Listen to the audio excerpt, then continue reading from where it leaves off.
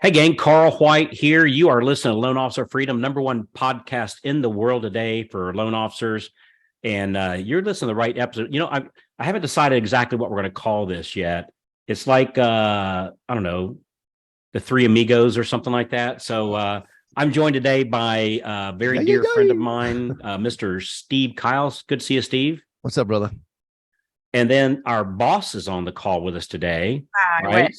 Yeah, Yes. Kristin Simpson works over here at the Mortgage Marketing Animals, and her job is to make me and Steve look smart. And girlfriend, you got your work cut out for you. That is a tough task that you have there. I'm always trying. Yeah, yes, you are. So, Kristin, you're one of our strategists over here at the Mortgage Marketing Animals, and you're on the Breakfast Club. You're one of the leaders here. You ask these freaking awesome questions. Amazing. We call it Kristin's Corner. So if you've never been a part of the Loan Officer Breakfast Club, every morning, Monday through Thursday, if you go to loanofficerbreakfastclub.com, it's completely free. There's no charge for it whatsoever. It's the largest daily meeting for loan officers on the planet. A slow day will have 300. A busy day will have like upwards of 600. And Kristin just asked these great questions that you see on the Facebook page, and great conversations come out of it. And you called me up and said, fellas, I got a great conversation. And Kristin said, since I'm in charge, that's what Kristin's in charge. She said that we're going to do a podcast episode on this topic. So Kristin, what is our topic?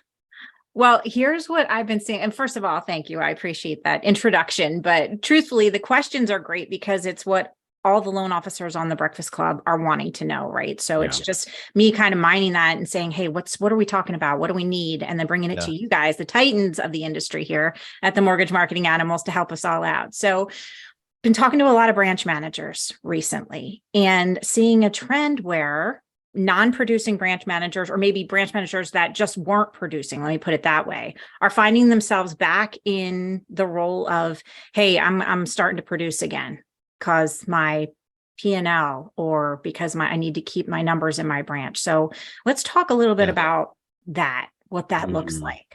Let's help people out with that.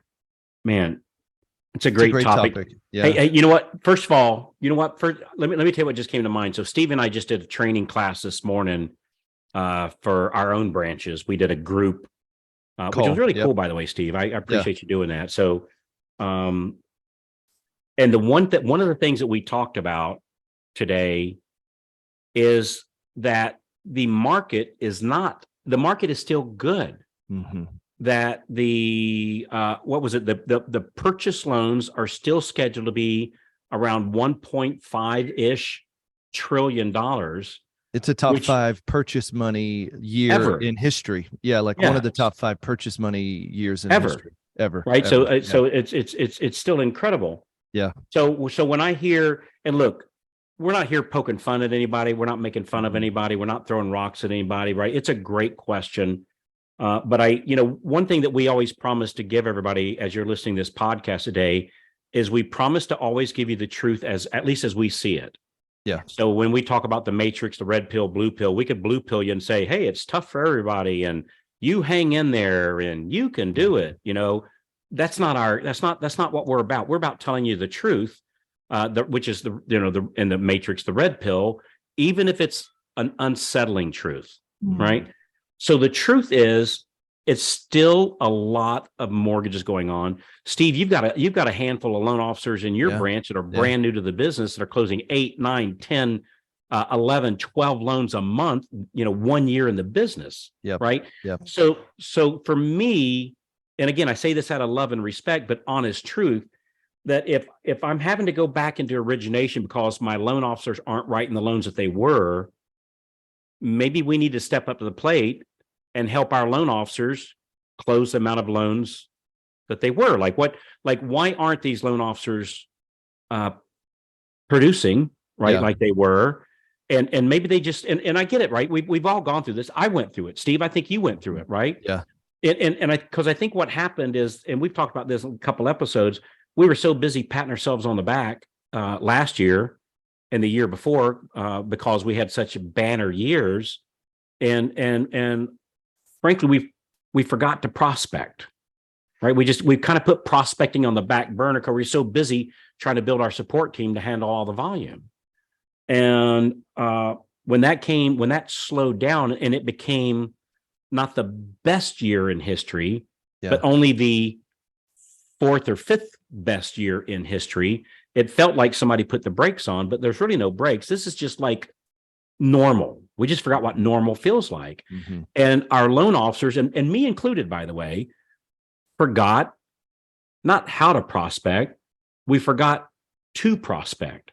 Mm-hmm. And so we need to get back to coaching our loan officers. And if we're a loan officer, we need to, I don't know, get a mentor, like partner up with somebody, or, you know, find a group that inspires you or whatever, and just get back to the basics. The numbers come up, and I think that's the real problem in the situation. Is while I think it's okay to go back and prospect again, that's a Band-Aid. That's not the problem, right? The problem isn't that perhaps he or she's not producing. The problem is the loan officers aren't being coached or encouraged, or in a cool way being helped hold accountable. And they want that, right? They want to be, we all want to be held accountable. That's why people join the gym and they get a personal trainer, right? That's why Tom Brady, best football player in the world, probably, or at least in the last couple of years, he pays to have a coach to help hold him accountable. Tiger Woods has a golf coach help hold him accountable. He's got to go out there and hit so many balls per day, to keep his game up. So anyway, what do you think about all this, Steve? Hey, you know what I was thinking? I just think of it kind of like this too. What would make them go back and need to produce? And really, there's a deficit in the P&L. They're desperate to make money because their branch is not making money, so they've got to get paid. Mm-hmm. Third thing they're trying to fund their staff that is being kept on that's not profitable. And the last one is they really don't like managing, so they're in a position they feel like they've done. And hey, if anything, I know how to go out and get loans, and I'm good at doing that. So I think those are kind of the mindsets of it. And I think they're all okay where you're at, as long as you know, okay, this is my starting point. If it's somebody who says, hey, I've not enjoyed managing people, I'm not able to run a profitable branch, I think producing is a great way to literally turn your ship around. Because Carl, you and I were talking about this last week. We were meeting with someone and we were encouraging them, look, for the best branch managers are the branch managers that have a success story. They are their success story. Hey, here's what we did. We built a team. We got systems, process, structure. We got a process to prospecting. We're doing our sales activity. We're building our team, and then recruit to your team's success, which is how you see exponential growth. And I think a lot of times branch managers were either put there because they used to be a good producer, and now we want you to manage a bunch of people, or, you think I'm going to attract a lot of bodies, but bodies don't pay the bills. And I think branch managers realize that now. Me too. Last year, as we were growing, I thought, man, if I put a lot of bodies in the branch, we'll be good. And what I realized was, no, I got to coach these loan officers on what's the right activity to stay focused on it. And bodies don't matter. Volume pays the bills. So how do we help our loan officers produce more? If you need money now, produce while you're rebuilding your ship. And if you don't, then get in the trenches right now and coach your loan officers to help them. Here's the biggest challenge. Our loan officers, most of them want to do the work. They don't have a great plan. Carl, we talk about this all the time. Like, hey, if I knew what to do, I would do it. If I knew how many calls to make, I'd make it. If I knew who to go after, I would. If I knew how to ask for the business, I would. And just begin to remove all of those obstacles from your loan officers. But remember this, your loan officers turning their business around is 90 to 120-day play. So if you're saying, I got to go to work to make money, make money while you're turning your ship, and you can do it, but it's going to be a lot of hard work. We're going to be pedaling uphill. Yeah.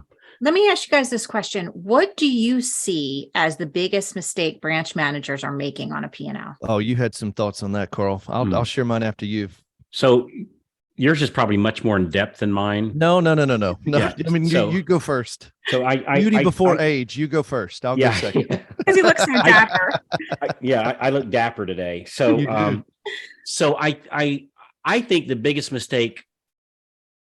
Look, not just branch managers, but I'll put loan officers in the same category as this. Well, maybe not. So on the loan officers, number one mistake they make, they don't make enough offers, not asking for the business, period. End of sentence. All right. So maybe the second thing and certainly the first thing for the branch managers is they have too much staff for the loans they have. So they go, hey, in 2021, I closed all this business and we had to have, 2 assistants and 3 processors and a, closer and somebody to help with this and somebody help with that. Hey, me too. Right. I mean, it was an interesting year. But then when the record-breaking year turned into, let's just call it a normal year, it felt like a slow year. It felt like a disaster. But in reality, right, if I'm looking at if I took the red pill, in reality, not that bad of a year. But I go, well, but I hired, I don't know, Stan or Debbie, like I'm just grabbing a name, right? These are not real people. They're just hypothetical names I just picked out. So I just hired Stan or hired Debbie, and man, she's amazing. He's amazing. They're amazing. And boy, when I was in a pinch, man, they did what it took. Sometimes they came in a little early. Sometimes maybe they left a little late. Boy, they're battling off the alligators. And man, I cannot let these people go. Right. The problem with that, and that's very honorable, right? I struggle with that same thing. The problem with that, though, is if your P&L gets upside down, you become unprofitable, the goose dies. Yeah. And when the goose dies, there are no more eggs. And you always have to take care of the goose. Yeah. And that can be very troubling. That can be hard, right? It can be real hard. We're dealing with human beings here. But, we're seeing a lot of companies going under. And it's not because they're not closing enough loans. They have too much expense for the amount of loans that they're closing. And one thing, and Chris and I, you've heard this from my lips often, is it's not my responsibility to make sure everybody has a job, right? It's my responsibility, the way I see it. It's my responsibility to give people an opportunity. Yep. It's their responsibility to grab that opportunity and run with it. And Kristin, man, I can't think of a better example. Man, how long have we been working together, Kristin? I'm fuzzy on time. 18 months. So a year and a half. It seems like, in a good way, it seems like a lot longer, yes. Right? And so you decided to give me an opportunity to work with us, and I decided to give you an opportunity to work with us. And you started working over here, and holy cow. I mean, you have just blown us away, right? So you seized an opportunity and ran with it like a pit bull with a ham bone. I mean, just really did some amazing things, and you helped so many loan officers on your typical day. It's amazing, right? And you're very smart. You're not just smart, you're wise. So you grabbed that opportunity. You helped us grow, which, man, I can't think, it solidifies, anybody that does that, it solidifies their position, right? Like I remember first time we were talking, I remember saying, your job is to make me break out with a cold bead of sweat with the thought of you leaving. Well, you pulled that off, right? You've done that. And so I think as a branch manager,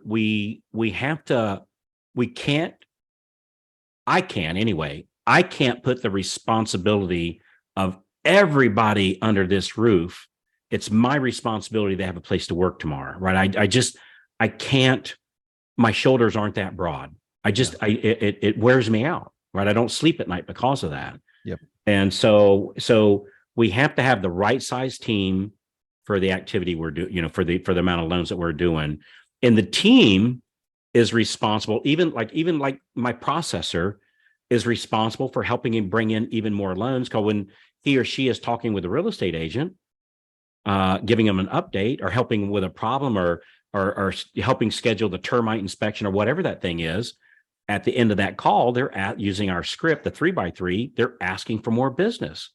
And as long as I have a processor that helps me bring in more business, man, that processor has a job. If they don't, and I have 2 processors and I'm closing 8 loans, I don't need 2 processors, and I'm going to keep the one that's best. And so it's just like a football team. If they got a field goal kicker that can kick it 35 yards every single time, and this new lady comes on board and she can kick it 45 yards every single time, guess who we're getting rid of? the one that, I mean, that's just the way that it is. Hey, And Carl, I think people have a hard time, and me too.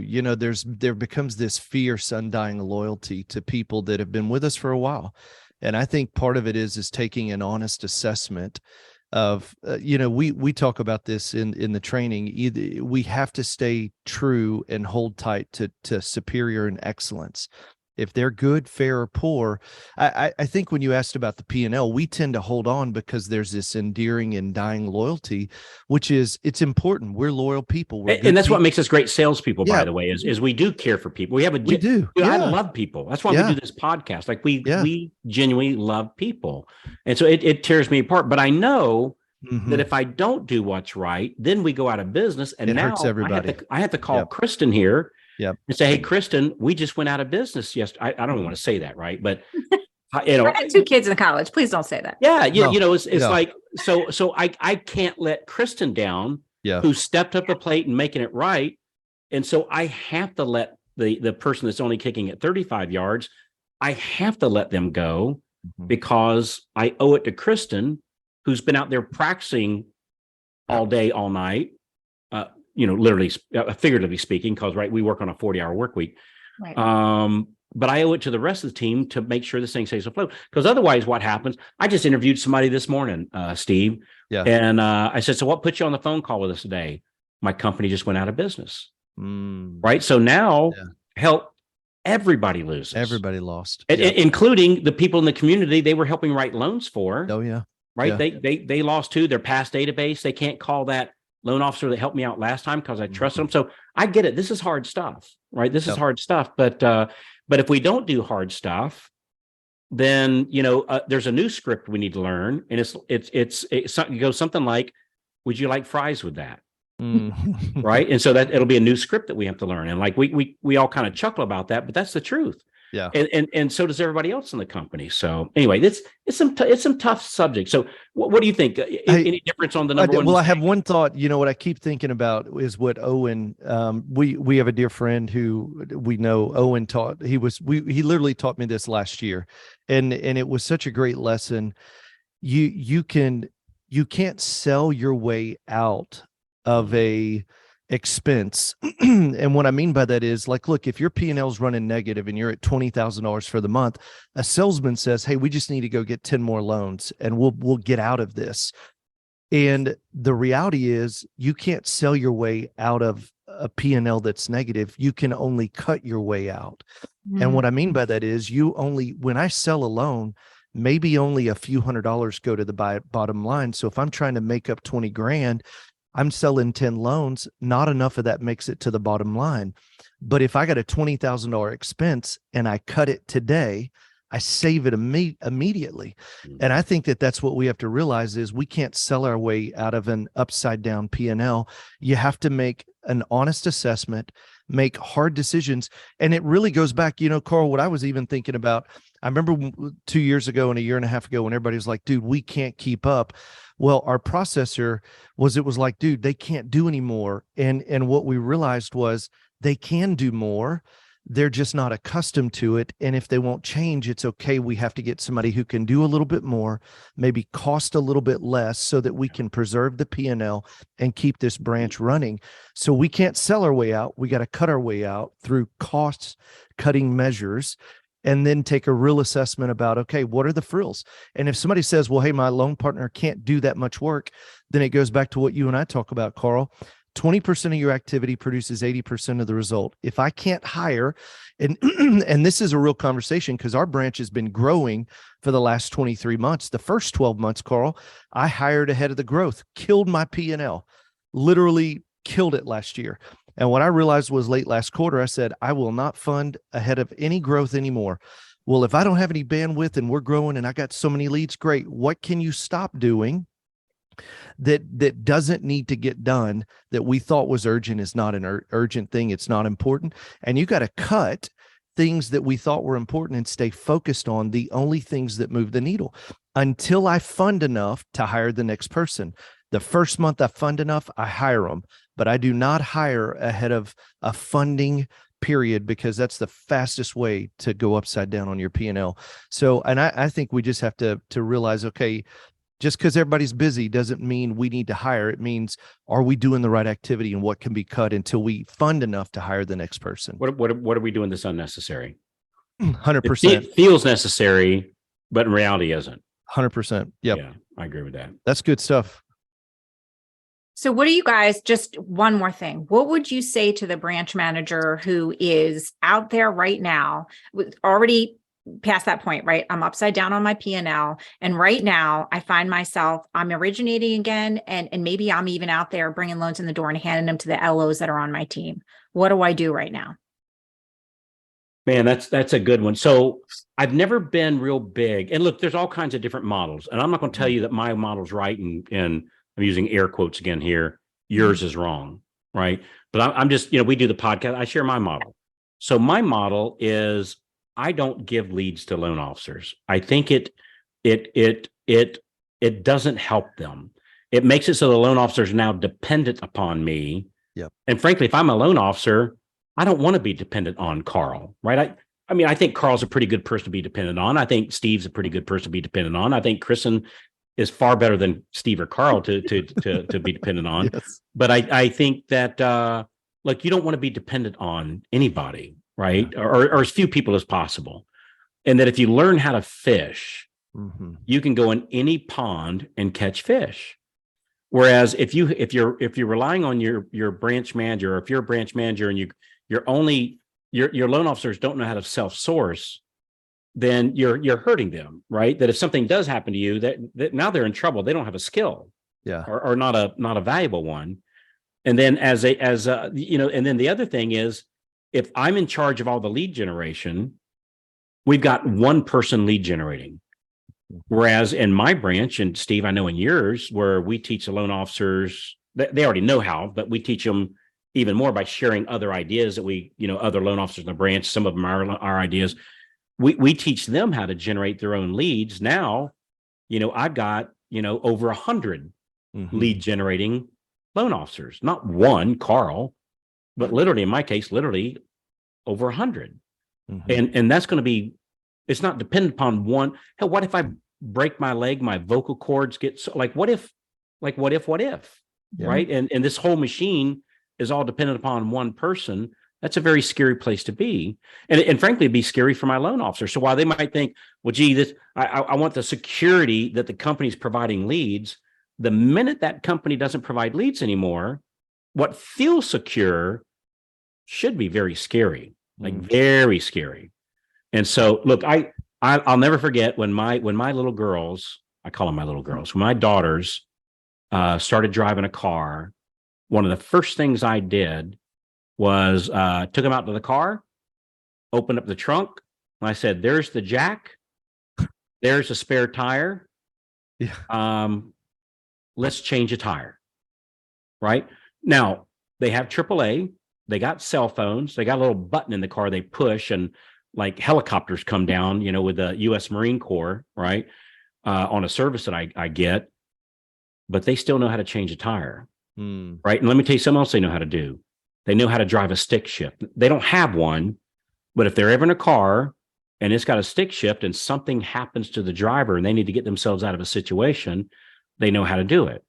And so I think the same thing is for our loan officers, is you want to know how to do your own lead generation and not be dependent upon somebody else. So I kind of went down a little path there, but the point being is that if you're a branch manager, I don't think it's a good idea to provide leads, because it creates, look, if a muscle's not used, it gets weak. It's atrophy. Like you see somebody that's had a tragic situation where they're paralyzed, their legs paralyzed, their muscles start to deteriorate, and they got,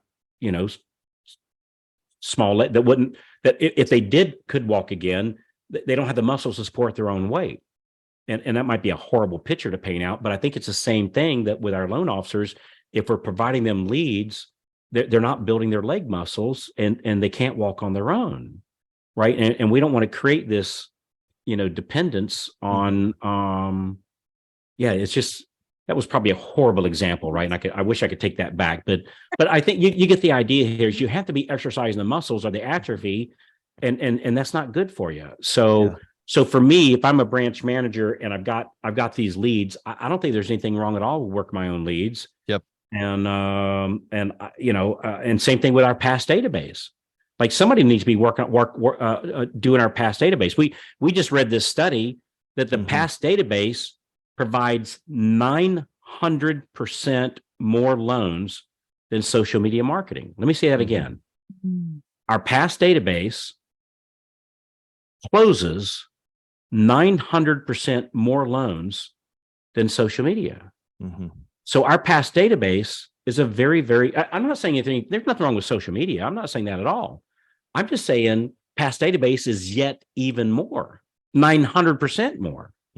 And so we have to make sure that we're working our past database. So I don't think there's anything wrong at all with a branch manager going back to producing. I would just do it for the what I'm going to use in air quotes again here, the right reasons. Anything different there, Steve? No, I think that's great. I nothing to add to that. You're staying away from the paralyzed. Yeah, you're going to pass. You're going to let me hang myself on that one. No. Well, hey, and this would be for your branch managers. One thing I do want to say before we end the podcast.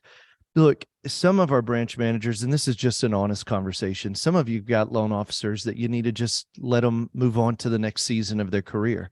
I think, Carl, guys like us, we care so much about loan officers that if we've given them a plan and we're helping lead them to what the right activity is, if they're not willing to do the right work and at some level they're costing you money, it may be time to move on.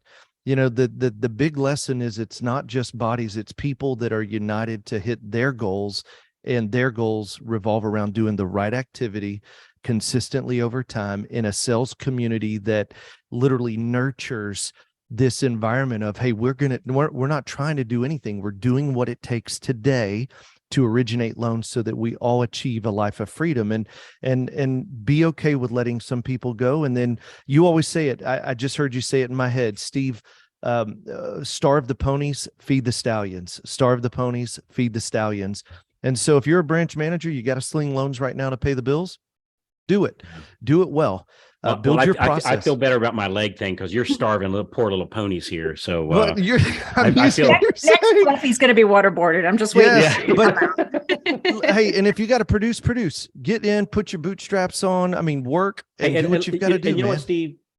There's a guy in my life that had more effect on my life than anybody else I could name.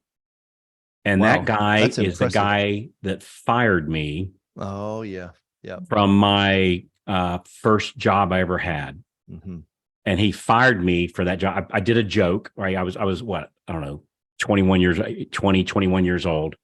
And I worked at an egg company, right? Chicken eggs. And here in Florida. And I pulled a joke with some eggs. And a lot of eggs. Yeah. And he didn't think it was funny. And he fired me. Yeah. And I was absolutely devastated. Right. Yeah.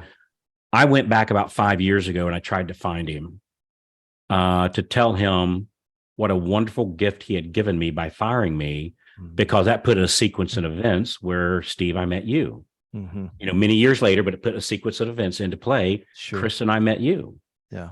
I met Diane and Tammy and now Sarah Cox and now Owen and now, there's literally thousands of people I could sit here and name. This had a major impact on my life. And that wouldn't have happened had he not fired me. And let me tell you something, when he fired me, I was devastated. Yeah. Like I wanted to roll up in a corner and suck my thumb and, roll up in the fetal position. I mean, I was just, what am I going to do now? Oh, dear God. And it was truly one of the, I'm in my belief system, I'm convinced that God played a part in that. He said, Carl, I got bigger plans for you. It's time to move on. And here's how we're going to do it. Right now, that may or may not be true, but it's what I believe. Yeah. And so when we let people go, especially that people's not excelling, it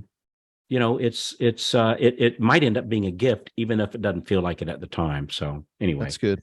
I don't know. This might have went in a different direction than what you was intending, Kristin.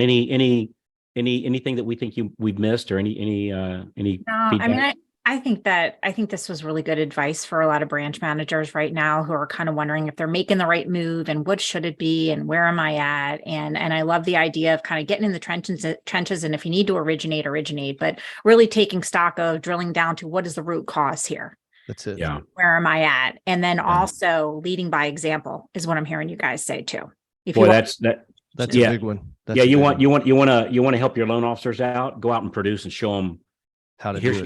Here's how it can in a cool way, right? In a cool way. Here's how it can be done. Now let me show you what I did. Yeah. And that can be a very, very, very profitable thing and help yourself out. Because one thing to keep in mind, like as a branch manager, these days where the margins are now. Yeah. Yeah. I mean, I don't know.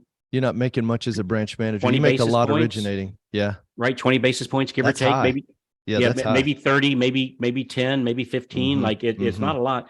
So if I'm doing my own, and let's say I'm even, and we don't talk basis points here on the podcast. There's so many variables to it. But just say if I'm at 100 on my own production and 20 on my loan officers, I only have to close one for their 5. So if I close 4 more loans, they'd have to close 20 to match that, to match my income. So yeah, there's nothing wrong. And frankly, when you do it the right way, closing, I don't know, let's just use a very, very modest number, 10 loans on your own, piece of cake, right? And if I'm closing 10 loans on my own, my loan officers have to be closing 50 to match that. And I can close 10, doing the right activity very rapidly. I mean, Steve, again, we've seen that in your own branch. We've seen it in my branch where we get these brand new loan officers that didn't know how to spell mortgage 13 months ago. And today they're closing 8, 9, 10 loans a month. Yeah. And so you get a seasoned branch manager. Hell, it won't take, I don't know, 90 days. You can go from 0 to for sure 10 loans a month in 90 days, like piece of cake. So anyway, that's my thought. So did we kind of cover it, Kristin? We do okay? I think you did. And I'm really hoping that I feel that you guys helped a lot of branch managers right now who are kind of finding themselves in this area. So you're not going to fire me? I'm okay. Hey, well, listen, Carl, if somebody says, hey, I love this, I'd love to talk more about maybe helping me dive deeper into what is the right way? Like I want to ramp up to 10 loans, 20 loans. What does that look like? What does that take? What's the steps on that? What's the plan I can give my loan officers? How do I walk them through it? So that's the exact thing we do for our Freedom Club members. We walk them through it. So we'll have the exact same call with you that we have with our Freedom Club members. If you go to freedomclubdemo.com, freedomclubdemo.com, go there and we'll walk you through. We'll do a 45-minute coaching call with you and we'll map you through exactly what to do. And Kristin, it's very likely you'll be one of those people. So I do them, Steve does them, you do them. Right. So we'd love to walk you through that. And before you say, I don't know if I want to do that or not, doesn't cost anything. It's not a sales pitch. We're literally going to show you the transformation we can make in just a single 45-minute phone call. And I think you're going to be impressed for it. Before you say no to something, maybe it's a good idea to find out what you're saying no to. So freedomclubdemo.com, freedomclubdemo.com. And Kristin, are we done? We're finished. All right, we're done. Hey, thanks everybody. Steve, appreciate you, brother. We'll see you. Hey, we'll see you on freedomclubdemo.com. We'll see you on the inside there, and we'll see you on the next episode of Loan Officer Freedom. Thanks again, everybody. Bye-bye. See ya.